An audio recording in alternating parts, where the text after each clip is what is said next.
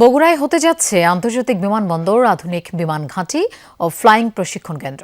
বিমানবন্দরটি চালু হলে বগুড়া সহ উত্তরাঞ্চলের কৃষিপণ্য, শিল্পপণ্য রফতানির বিশাল বাজার সৃষ্টি হবে।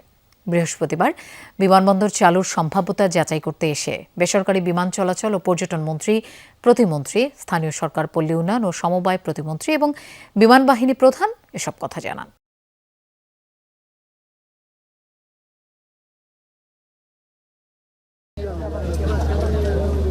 1996 সালে নির্মাণ কাজ শুরুর 4 বছরের মধ্যেই বগুড়া বিমানবন্দর থেকে অভ্যন্তরীণ রুটে বিমান চলাচল শুরুর কথা ছিল।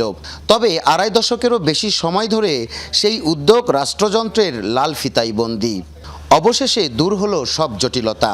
এবার অভ্যন্তরীণ বিমানবন্দর নয়, উত্তরাঞ্চলে প্রথম আন্তর্জাতিক বিমানবন্দর পেতে যাচ্ছে বগুড়া।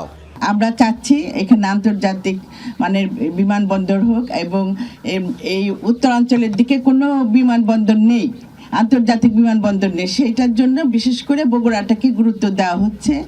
প্রকল্প বাস্তবায়নের সম্ভাব্যতা যাচাইয়ে বৃহস্পতিবার সকালে হেলিকপ্টার যোগে বগুড়া এয়ারফিল্ডে আসেন বিমানমন্ত্রী, প্রতিমন্ত্রী, এলজিআরডি প্রতিমন্ত্রী ও বিমান বাহিনী প্রধান।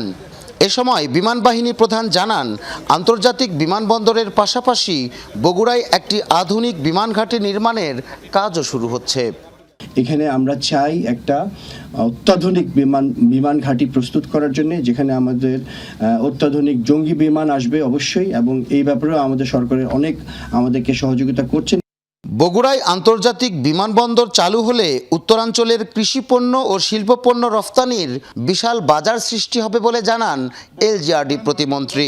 বিমান বাহিনীর প্রধান ইতিমধ্যেই ঘোষণা দিয়েছেন বা বলেছেন যে এটি ইতিমধ্যেই উত্তরাঞ্চলের মধ্যে রংপুর এবং রাজশাহী বিভাগ মিলে প্রথম বিমান বাহিনীর বিমান ঘাঁটিতে ইতিমধ্যেই রূপান্তরিত হয়েছে এবং এটা অনুমোদন হয়েছে।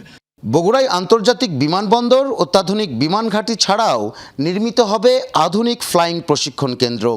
এই প্রকল্পের কাজ শুরুর আগে করা হবে সম্ভাব্যতা যাচাই। মেহেরুল সুজন, যমুনা নিউজ, বগুড়া।